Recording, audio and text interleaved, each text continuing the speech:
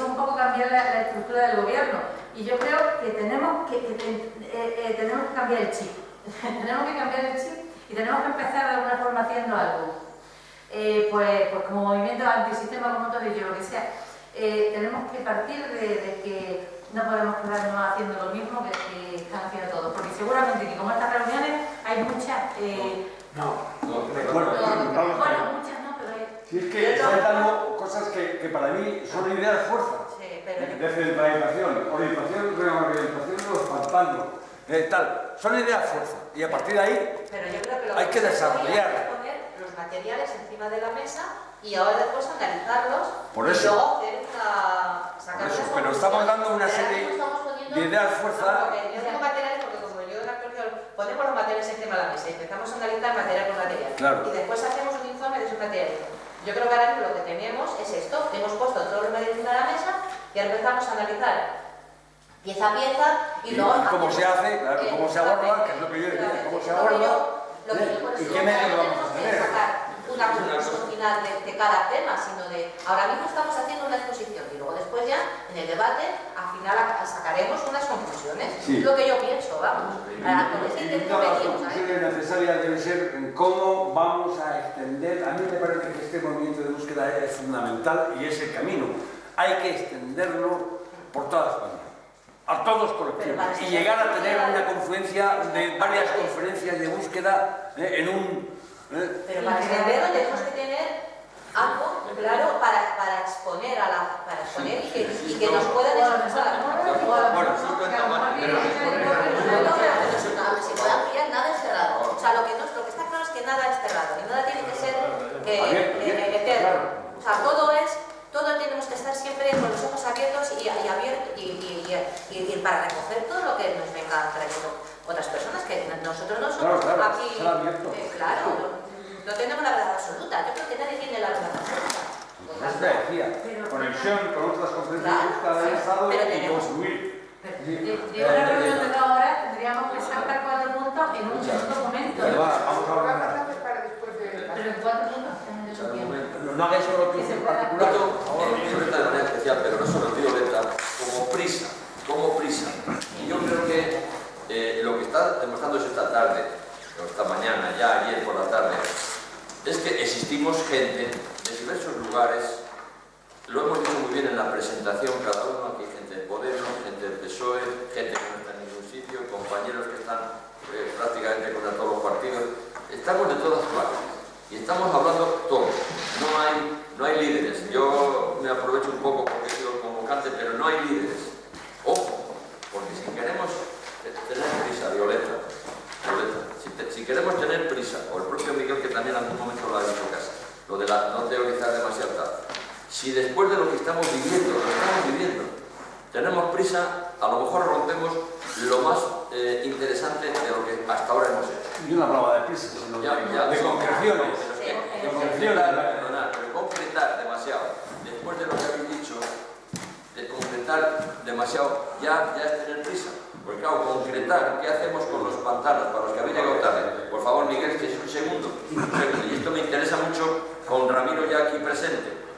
Ramiro, aquí se ha dicho, antes de llegar, se ha dicho que los pantanos y todo lo que tiene que ver con los pantanos están mal diseñados de origen, aparte de que haya más pantanos o menos, están mal diseñados porque los pantanos y sobre todo los canales deben de ir paralelos a los ríos y no por donde uno quiere, por ejemplo.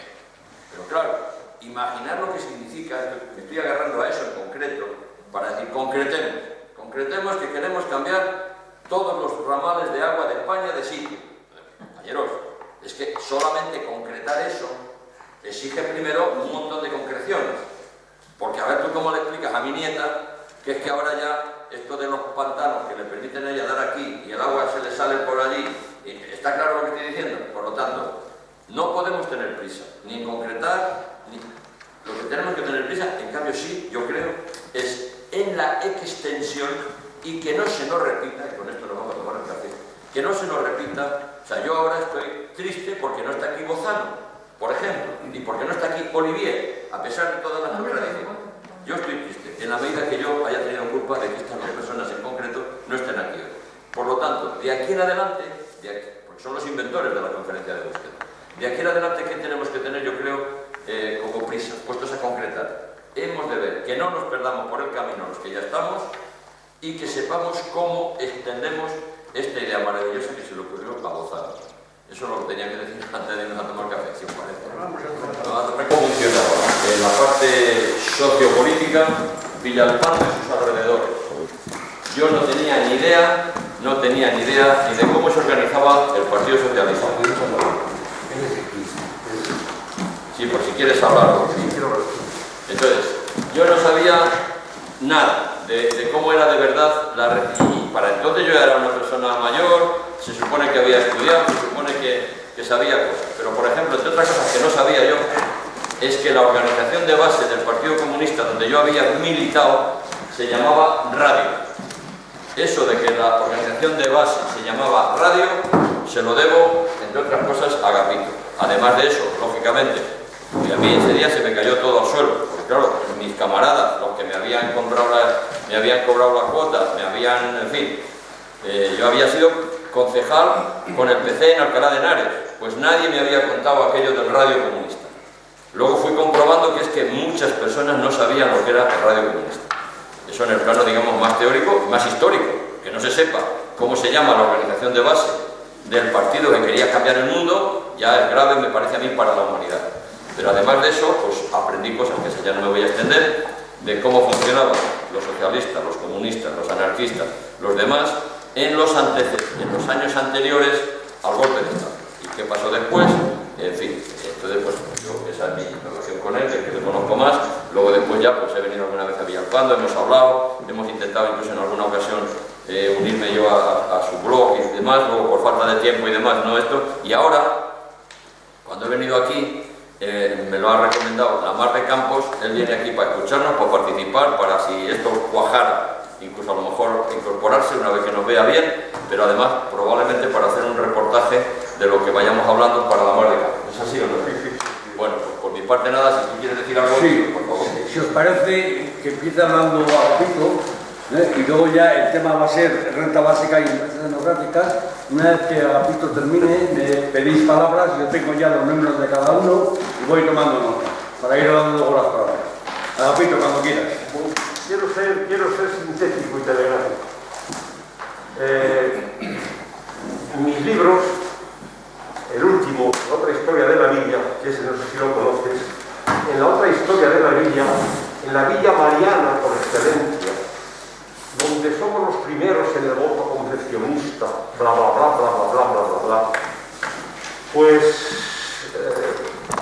tuve el atrevimiento de publicar la otra historia de la villa, la verdadera, la muriente. Llevo años de investigación y cayó en mis manos el trabajo del catedrático Álvarez Builla, que visitó Tierra de Campos con motivo de las revueltas campesinas de 1904.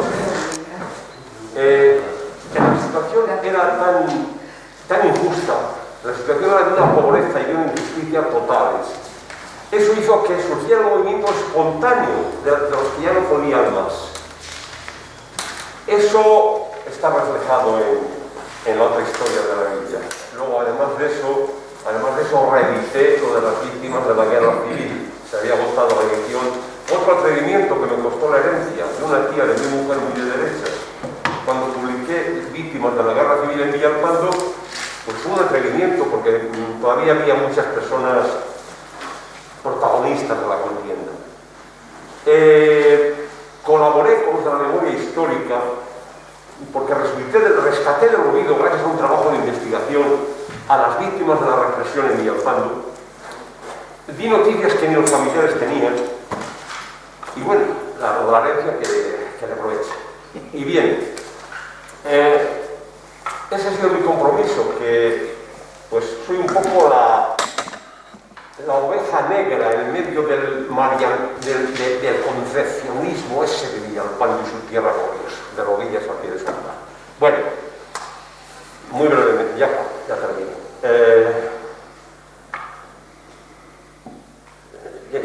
Soy hijo de pobres. Yo empecé a trabajar, los 13 años, como mecanógrafo de abogado.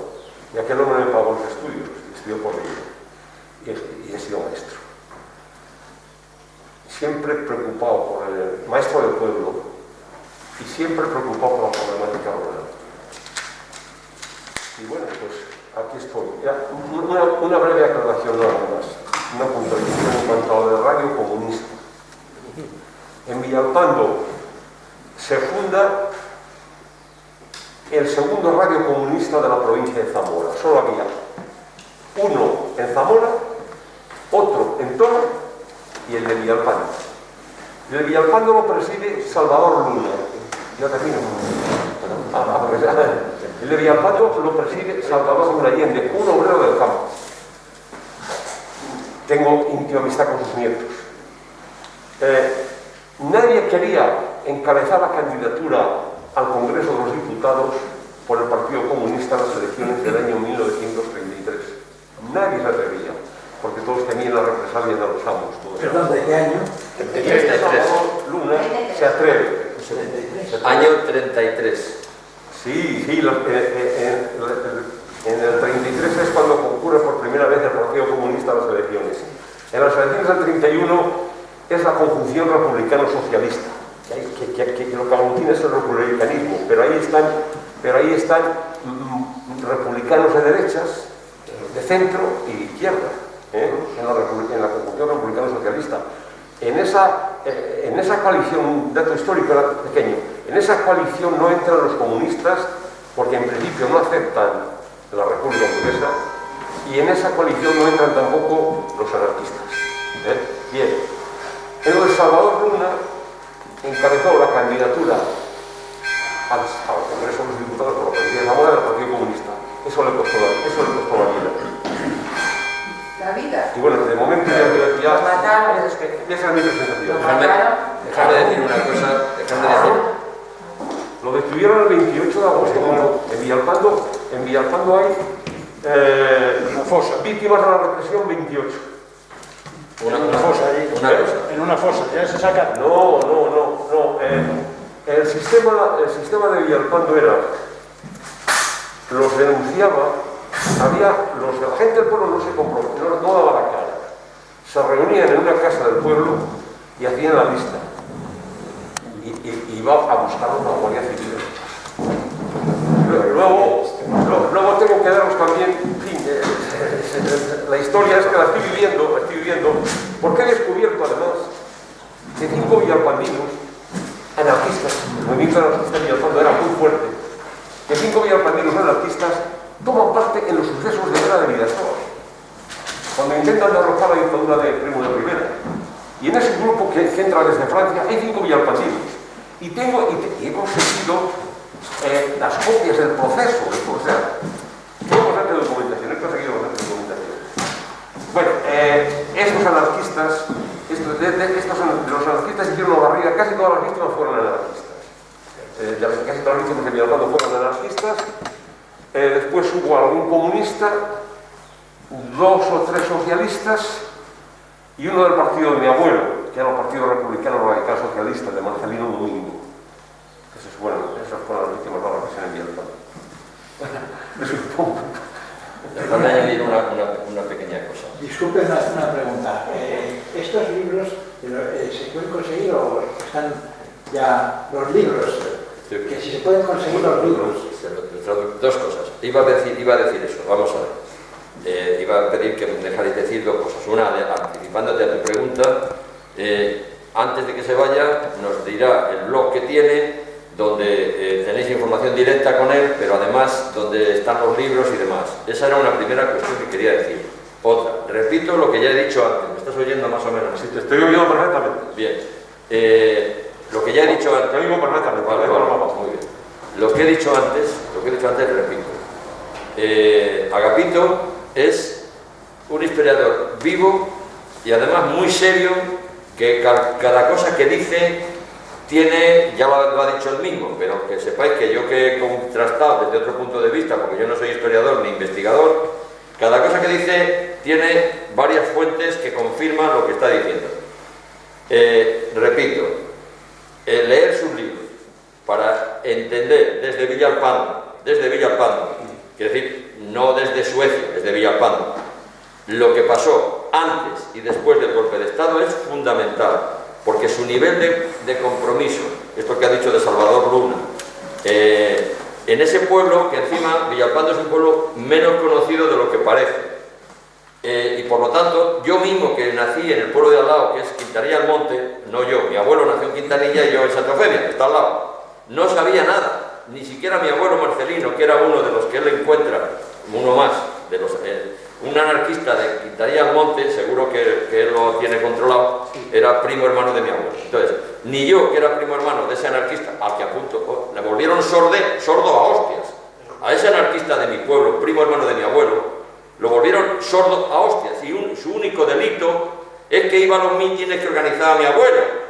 y un tío de Zamora que venía a los mítines, ese era su delito, el delito del anarquista de Quintanilla. Entonces, ¿qué quiero decir con todo esto? Que merece muchísimo la pena leer a personas como Agapito, porque eso nos da una visión que muchas veces los grandes teóricos, el Preston o cualquiera otro de estos, también lo dicen, pero hombre, no con ese detalle y no bajando tanto a eso concreto del radio este que yo he dicho, que es una palabra radio que yo la he comentado y que si no hubiera leído lo que él tiene, una de las primeras cosas que yo leí fue precisamente el acta de constitución del Radio Comunista de Villalpando, que borra de una vez, basta con leer el acta de constitución. El acta de constitución del Radio Comunista, para darse cuenta que todos los que nos han contado de lo que era el Partido Comunista es mentira. Basta con coger el acta de esa constitución para ver que todo lo demás es mentira. Ya, bueno, no quiero enrollarme más. Me permitís una anécdota a propósito de Salvador Luna. Mi suegro, mi hija es la menor de las hijas de un señor que se llamaba Pablo Riaño, que fue falangista. Pero bueno, antes de ser falangista, pues por los años de la República, pues era un agricultor autónomo, trabajaba sus tierras, vivía con los abuelos, pero si todos los autónomos, los pequeños agricultores incluso, todos los que tenían algo de terreno, eran de derechas, a poco que tuvieran. Y porque todos necesitaban de la mano de obra asalariada, por lo menos en el verano, en la recolección. Y en casa de mi suegro, hacía el verano, la expresión hacer el verano, Salvador Luna, tengo su foto con los bigotes, y los obreros trabajaban a mantenido. Y en estas casas de la clase media baja, de la clase media de agricultores, pues el jornalero era uno más de la familia. Por lo tanto, Salvador Luna comía con mi suegro, mi suegra, los abuelos y los niños. Y le dice: Salvador, sabes que nosotros tenemos costumbre de bendecir la mesa. ¿No te importa? Y dice: mira, Pablo, yo tengo respeto por nuestras creencias. No las comparto. Bendecir la mesa, que yo me quedo a la mala. Pero aquel hombre se quitaba la gorra, no se santiguaba, bendecía la mesa y todo se paz. Esa es una anécdota que refleja un poco cómo era esta gente. Y ahora sí os quiero contar, porque ya vamos a venir al tiempo presente.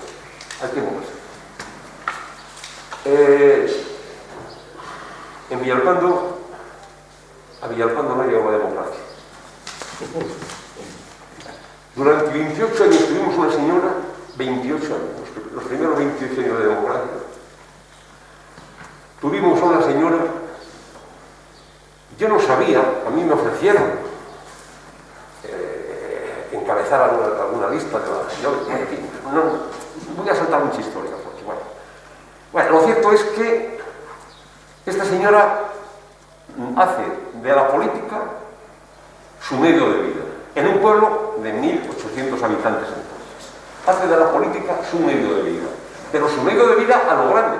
Era una señora sin oficio ni beneficio, que vivía por encima de sus posibilidades, iba vendiendo las tierras, pero amigo, Llega la democracia y la vino Dios a ver. Entonces, esta vez consigue ser alcaldesa. Yo al principio estuve con ella. Consigue ser alcaldesa y ya se lo va montando de tal manera que aquello lo he dicho yo. Claro, ahí yo fui concejal en segunda legislatura y fui fundador de la residencia de ancianos, extendí el acta constitutiva. Y bueno, pues esta señora, como la residencia de ancianos era municipal, era de propiedad municipal.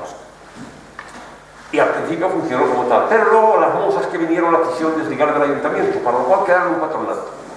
En la constitución de ese patronato intervine. Y esta señora, la alcaldesa, es directora de la residencia. Pero como directora es incompatible su cargo con cualquier tipo de remuneración. Bueno, pues cuando yo lo dejo, esta se autonombra gerente con sueldo. Y alta la seguridad social. Lo tengo documentado todo. Bueno, se construye una casa a Tutiplén, compra piso en Valladolid, o sea, todo esto lo sabemos, para los hijos, en fin. Entonces, esta mujer dominaba, llegó a hacerse con tal poder en el pueblo, con tal poder, que en las elecciones del 2003 ni el PSOE consiguió gente para la candidatura. O sea, había tal miedo a Carmen Allende, una mujer grande, que en sus buenos tiempos pesaba unos 110 kilos. Había tal miedo a Carmen Allende porque tenía metida su baza en todas las instituciones, en las cofradías, en el colegio en el que yo trabajaba. Ahí tenía sus nietas a su mano. Y no se movían las hojas de los árboles sin la voluntad de la señora. Era una cacique dictatorial absoluta. A mí me perseguía por tierra, mar y aire. Bueno, entonces, me perseguía. Acabó con todos sus adversarios. Entonces, quedé yo solo. Hubo un momento, y claro, y como no estaba de acuerdo, como conocía a fondo su corrupción y la tengo documentada, pues me empecé a hacer frente. Bueno, tuvimos litigios judiciales, como queréis, entonces el juzgado de Villalpando la imputó, pusimos una denuncia, y claro, teníamos todas las pruebas, todas las pruebas. Y el juez de Villalpando la imputó. Lo apelan a Zamora y la suelve. Pero la suelve a la Audiencia Provincial de Zamora, que es la misma Audiencia Provincial que tapó el caso Zamora. El famoso caso Zamora, que fue donde se inventó lo de las comisiones a los empresarios, se inventó en Zamora, en el PP de Zamora. Y con ese dinero pagan a un concejal, compran a un concejal socialista de Toro, el famoso Antorrena, pues para que cuando estaban 12 a 13 para elegir al presidente de la Diputación en el año 87... yo estoy dejando y no estoy cortándole más, ahora ya le pido que no dedique más de tiempo. Vale. Escúchame. Voy a hablar de... Pero en cambio creo que nos viene muy bien, a ver, por eso lo estoy dejando, perdona. ¿Tienes tiempo otra vez de nuevo? ¿Me oyes? Sí. Vamos a ver, que creo que está bien. Quiero contar las situaciones. Escucha. Creo que nos viene muy bien el que se extienda un poco, que nos viene muy bien porque sí que nos da una idea de concretamente en esta parte de la España vaciada, lo que está contando es para hoy ya explica muchas cosas de las que están sucediendo, con una enorme valentía, con mucha información. Por lo tanto, sigue hablando, no te extiendas demasiado, porque nos viene muy bien, o sea, no nos estamos saliendo del tema, es lo que quería explicar, ¿vale? ¿Estamos de acuerdo? Ya voy a hablar de la situación actual. Sigue. La situación actual. Bueno, bien. Quedo solo contra Carmen. Perdona, ¿qué pasó con la señora esa? Que quedo solo peleando por mí. ¿Pero qué pasó con esa señora al final? Pues esa señora pasó al final, que la Audiencia Provincial la suelve, pero yo la desgasto mucho en la opinión por de Zamora, y en la televisión y en la radio, porque ganaba las elecciones, porque en las últimas elecciones las ganó con un fraude electoral de 47 votos de ancianos. Cogían a los ancianos de la residencia, muchos de ellos en estado vegetativo, los llevaban a correos por la puerta de atrás que estaba tocando la residencia, les rellenaba todas, sabéis el trámite del voto por correo. Yo no me quiero extenderlo conmigo. No, pero eso sí, el trámite del voto por correo tiene que ser el lector el que rellene la solicitud. Eso es taxativo, artículo 72. Bueno, aquí cogían los ancianos, los llevaban a la residencia, el que sabía firmar garabatear, el que era capaz de firmar garabatear a su silla, su su firma, el que no ponía el dedo, y todas las solicitudes 47 estaban rellenadas por la mano de la misma moza. Y las últimas elecciones, y eso lo venía haciendo desde siempre, por lo tanto nadie podía con ello. Hasta que conseguí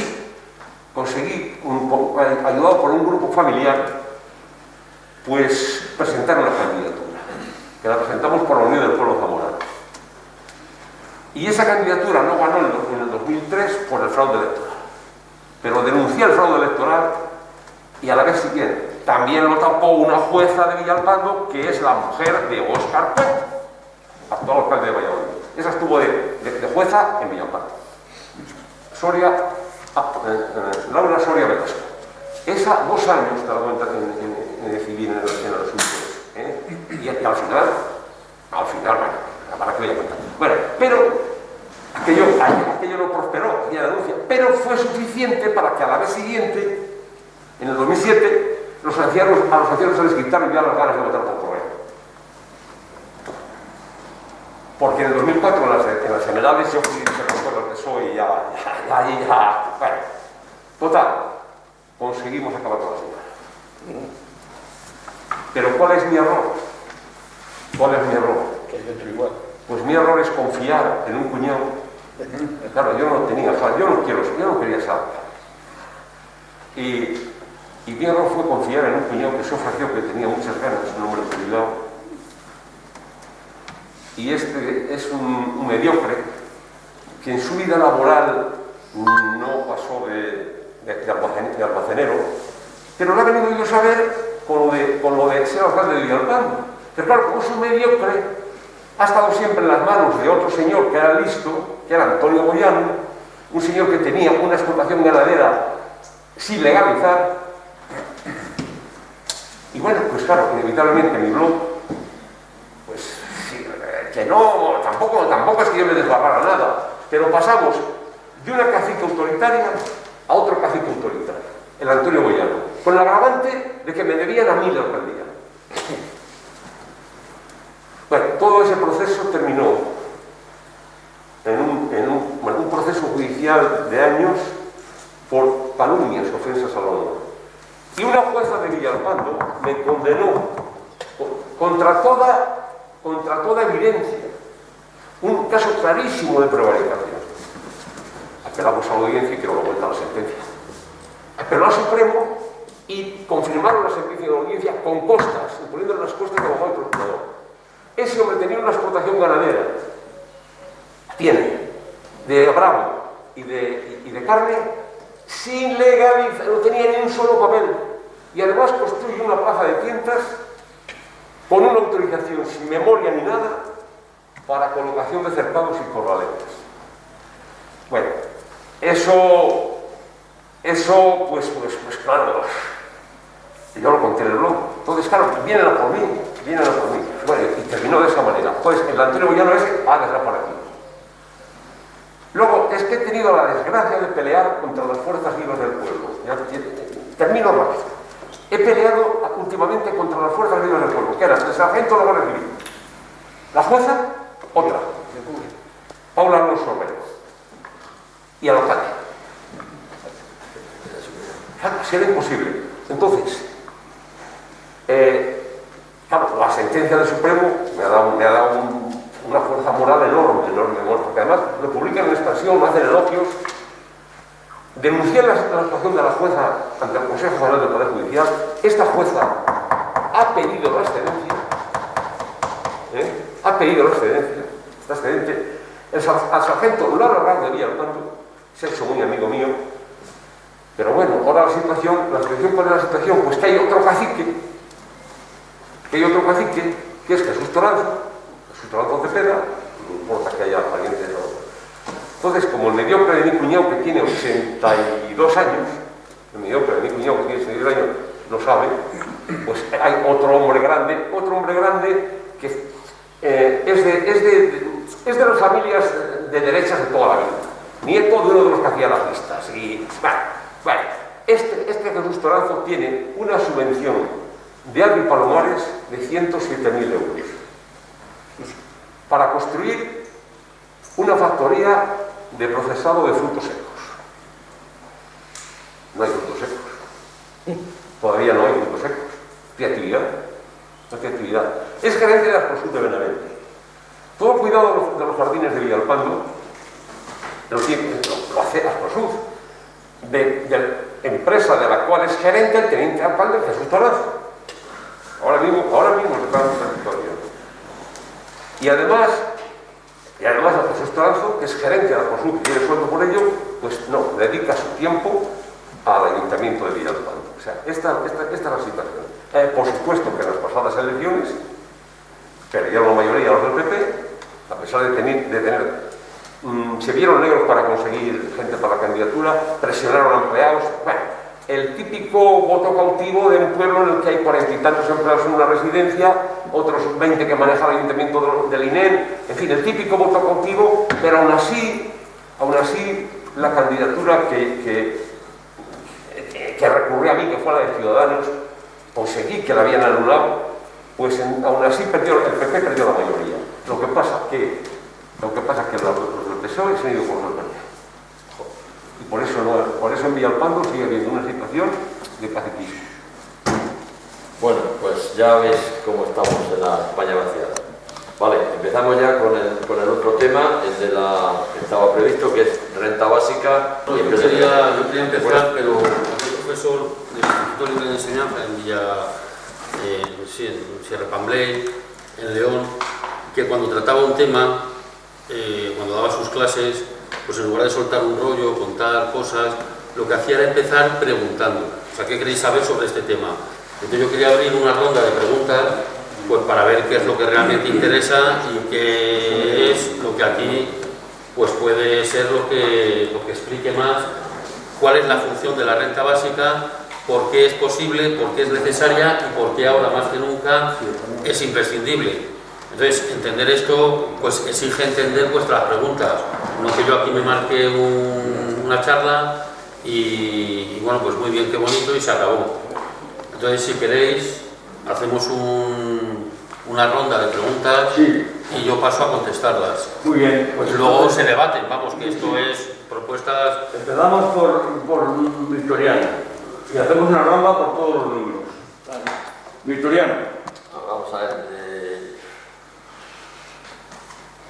no sé si hacerle preguntas o no, pero la pregunta básica de la renta básica es cómo se compagina la renta básica con el pleno empleo y con una ecología o una industrialización que respete los ciclos de la vida y de la tierra. Esa sería mi pregunta. Vamos a leer las preguntas y luego vas contestando. Sí, yo creo que mejor todas. Perfecto.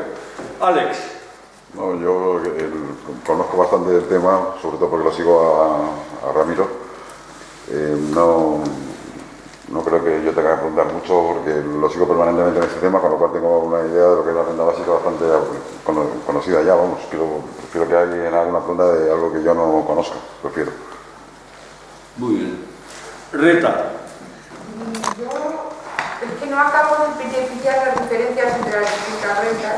¿Esta es la renta básica universal o solo básica o cómo? Vamos a ver, la renta básica es la renta básica. El problema es que se ha generado mucha confusión porque a medida que el tema avanzaba, esto es importante, pues las propias instituciones han utilizado el nombre de renta básica para definir lo que no es. No es una contestación, es aclarar la pregunta. Sí, Ramiro. Pues eso, sobre eso... Luego vas contestando. Sí. No, pero que para que haga la pregunta hay que aclarar la pregunta. Claro, Vale. claro. Sí, pues me gustaría un poco, pues... Os han repartido un manifiesto que es para el día 15 de este mes que plantea la diferencia entre lo que es la estafa del ingreso mínimo y lo que propone la renta básica, por lo menos de manera urgente para la situación actual. Vale. Paco.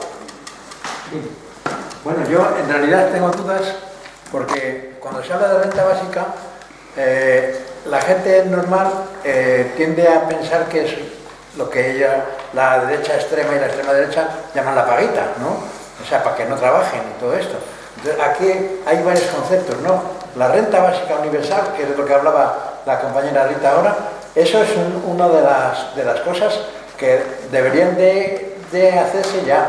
Y además una renta básica de inserción.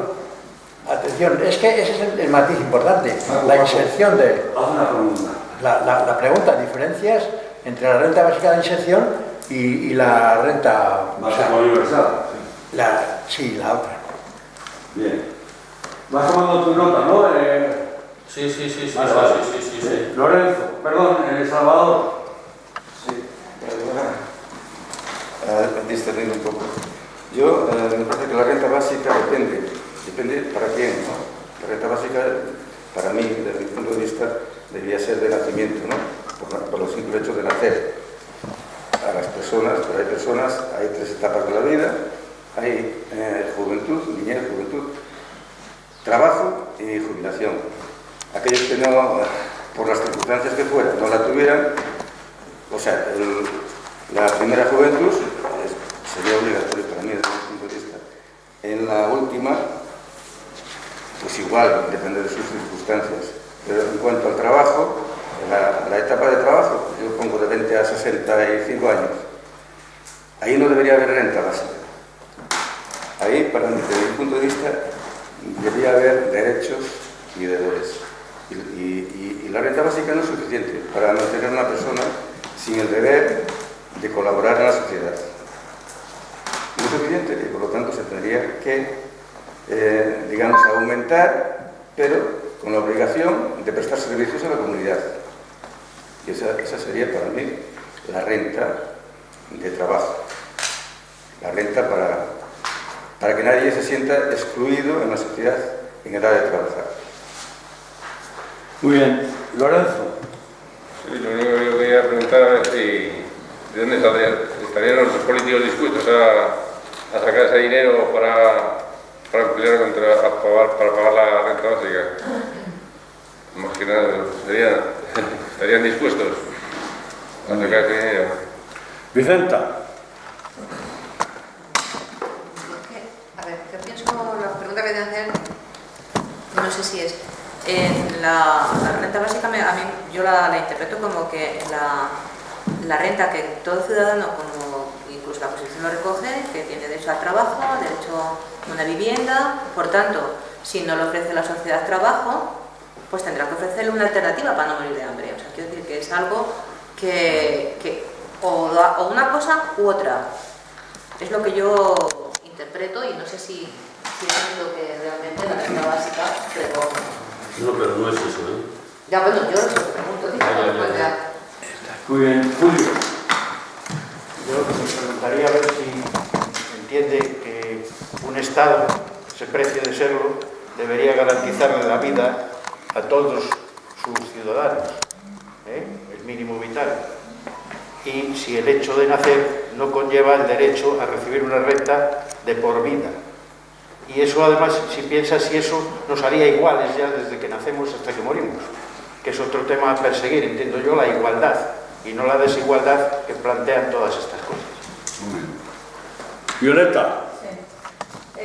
Diferencia entre subsidio de desempleo, PER, pensión de jubilación y de dónde salen los fondos. Ángel.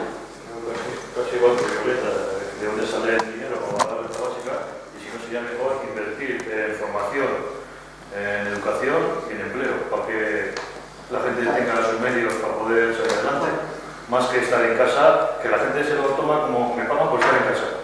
Pues cada día hay más gente que solicita la renta básica esa, o el RGI o como el ingreso mínimo vital. Pues yo creo que es mejor invertir en medios para que la gente no tenga que tener la obligación de ir a pedir esa renta básica. Y también como el compañero Ariel, que hay una edad entre 20 años, 28 no, y 65, que se fomenta... 67 a futuro. Sí, o más. Fomenta más que esa gente esté activa que no esté en casa sin hacer nada. Porque muchos están porque no pueden, otros por enfermedad o por impedimentos, pero hay mucha gente que puede trabajar, pero como les pagan dinero, pues no quieren trabajar. Pues por eso es un poquito. Pues puede ser de dónde sale y cómo se paga. Fernando. Si en la cárcel anunció la libertad, ¿cómo funciona? Es que yo con las cárceles tendría mucho que hablar. pero ¿cómo se...? ¿Hay alguna forma de ellos que no renta básica, pueden tener derecho a la renta básica, deben de estar haciendo un trabajo remunerado? Yo creo que a lo mejor con eso ya hemos visto. Bien, Fernando. Yo pienso que la renta básica crea mucha confusión, mucha incertidumbre. Estamos pensando dónde sacamos el dinero para la renta básica, cuando es para las personas que vivimos en el país, ¿no? Pero, sin embargo, hoy en día hay una renta básica que se está dando a los empresarios con los ERTEs. Las empresas están teniendo una renta básica y estos a esas sí las aceptan perfectamente que la mitad del salario de sus obreros los paguemos entre todos, para que ellos mantengan la empresa. Pero cuando dicen la renta básica común para todo el mundo, ahí ya se echan las manos a la cabeza y ¿de dónde sacamos el dinero? Para ellos lo estamos sacando de cualquier parte. Así que creo que ese sería un tema para que la gente se concienciara en qué es realmente una renta básica. La renta básica hoy, los ERTEs, están hechas para el empleado, el empresario. El empresario ahora mismo tiene una renta básica del 50% de su personal, que le están metiendo en el paro, en los ERTEs y todo lo demás. Y ahí nadie se queja, ningún capitalista se ha quejado, ni el Banco de España. Perdón un segundito, hablar si podéis un poquito más alto de lo que podáis, ¿no? Porque nos están diciendo que se está bajito. Vale. Miguel, que soy yo. Vamos a ver, yo quiero que me aclares lo de la renta básica, no sé si es lo mismo que esa renta que llaman de integración social o de renta universal. Y pregunto, si yo soy trabajador y tengo unos ingresos mínimos, pero que no llego, porque tengo mucha familia o lo que fuere, y tengo derecho, porque reúno los requisitos a la renta básica, ¿eso es compatible con la generación de la prestación por desempleo? Esa es una pregunta. Y la otra que te hago es legítimo que igual que la pregunta sería tanto para la renta básica como para el desempleo, que el Estado, a pesar de que el desempleo se ha cotizado, pueda utilizar los servicios de los que están cobrando del Estado para sobrevivir o para vivir con una dignidad, que puedan en su tiempo de desempleo trabajar para el Estado. Y te pongo un ejemplo. Usted es agricultor, va a hacer cosas de agricultura para el Estado. Usted es arquitecto, va usted a estar haciendo cosas para el Estado, de reformas, o sea, usted es albañil, obras del Estado, etcétera, etcétera. Esa es mi pregunta. Siguiente sería Ramiro. Ramiro, eres tú, perdóname. Guillermo. No, yo ya habéis preguntado todos, ya no sé lo que voy a preguntar. Bien. Y Agapito. Sí, la pregunta que le puedas hacer a Ramiro. ¿Qué me pregunta? La renta básica. Bien. Vivimos en un momento crucial. Se tiene que producir un cataclasmo.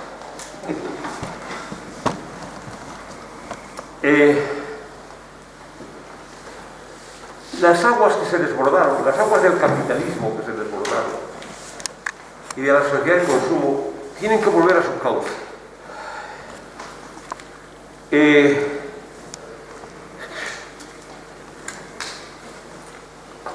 Ahora, para empezar, de acuerdo con el problema de la España vaciada, es un apunte que voy a hacer nada más.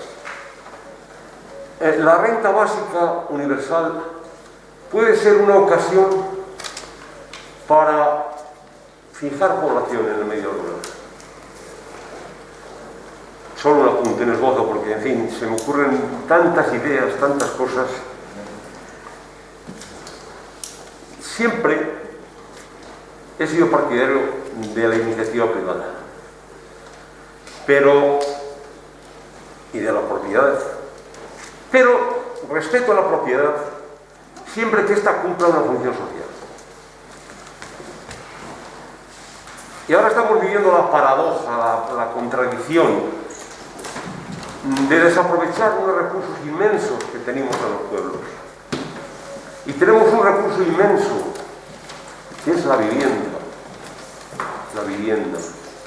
Yo estoy viviendo la tragedia de Villalpando. Hace un año por estas fechas ayudé, me la jugué, a instalar a una familia de búlgaros que no tenían dónde vivir. Los instalé en una casa, vamos, les ayudé, se lo tomaron ellos, porque todavía estamos pendientes del juicio. Bueno,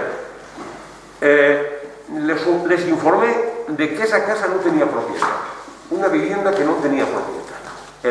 El propietario anterior se había muerto sin dejar herederos, no tenía herederos.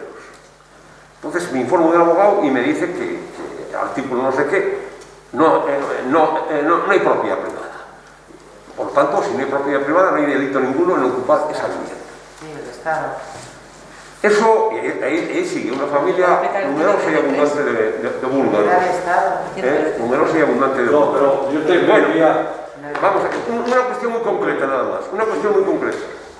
Es que concretes y le formules una pregunta para que él pueda luego desarrollar. ¿Cómo? Sí. No se trata solo de que... Un apunte muy concreto. Yo viendo cómo en los pueblos, en mi pueblo, por ejemplo, están especulando con unas viviendas que no se van a ocupar nunca. Hay una oferta enorme de viviendas y hay una demanda muy pobre, muy escasa. Pero aún así, si alguien intenta comprar una segunda residencia, y ya no digamos los inmigrantes, que son la savia, son la nueva savia, los inmigrantes que pueden revitalizar este árbol caduco de la España vaciada. Hay que pensar en la inmigración también, aparte de otros urbanitas, hay que pensar en la inmigración. Entonces, en Villalpando ya el 30% de los alumnos que van al colegio son hijos de inmigrantes, este curso, el 30%. Y en esos inmigrantes es donde hay una pequeña demanda de vivienda. Pero claro, cuando ponen una vivienda a la renta y piden 50, 60.000 euros, pues no está al alcance de estos inmigrantes. Y las viviendas, los dueños prefieren que se caigan. Pues yo antes de regalarla que se caiga. ¿O no? Bueno, pues ya acaba la ronda de preguntas. Entonces, esa pregunta de la renta básica. También va a haber una población que no va a haber posibilidad de que tenga empleo. En la era de la robotización, en que van a disminuir mucho los obreros fabriles, va a haber teletrabajo que se puede hacer desde los pueblos también. En este momento, pues facilitar tanto a inmigrantes como a urbanitas una vivienda gratis en los pueblos. Mi idea es, y aquí es la forma de aprovechar la renta universal. Si tú vas a tener que subsistir con la renta básica universal, te vas a resultar mucho más difícil subsistir en Santa Eufemia del Arroyo, en una casa gratis, que en Madrid, que tienes que pagar piso, alquiler e hipoteca.